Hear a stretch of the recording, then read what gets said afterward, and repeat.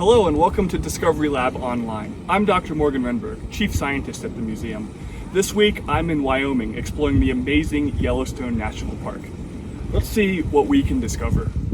It's easy to be out in nature and imagine that things have always been this way, that the river by your house has been there forever, or that the mountains we see have always looked the same.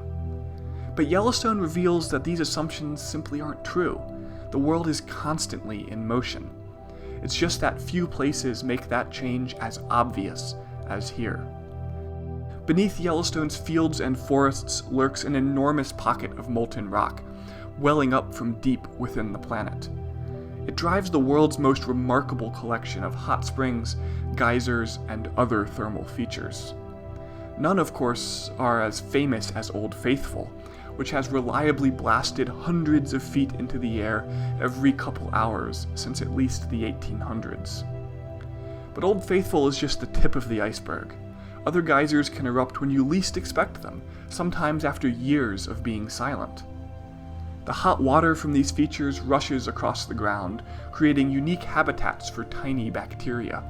They grow in thick mats that explode with color. And nowhere are these colors more apparent than Yellowstone's hot springs. Rising steam billows over their boiling surfaces, sometimes obscuring the incredible sights hiding below. It's the grand prismatic spring that steals the show.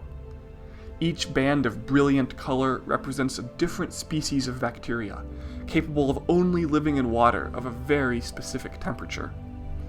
Biologists call these creatures extremophiles because they live in the harshest conditions on Earth. Many scientists believe that if we ever find life out there in the solar system, it will probably look something like these. Of course, Yellowstone is home to far more than just microscopic life. The park provides one of North America's last refuges for the incredible American bison. Tens of millions once roamed the Great Plains, but white hunters reduced their population to just 300 by the end of the 1800s. Protected in Yellowstone National Park, the bison made their last stand. Today, thanks to conservation efforts by government, as well as the leadership of Native American tribes, the bison population is rebounding.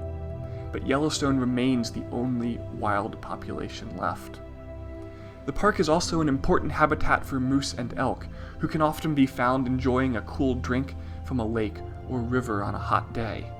Pika, too, can be found grabbing a bite to eat in Yellowstone's mountains. Perhaps most striking of all is the picturesque Grand Canyon of the Yellowstone. It's formed by the Yellowstone River, which winds through the park before thundering down a mighty waterfall.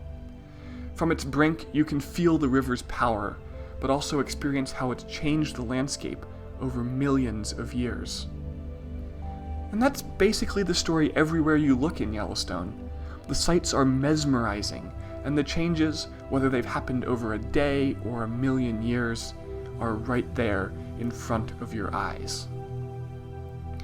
Thanks for watching this episode of Discovery Lab Online. For more great science and history content, make sure to hit subscribe. And if you've got a question or an idea for our next episode, leave it in the comments below or email questions@fwmsh.org. See you next time.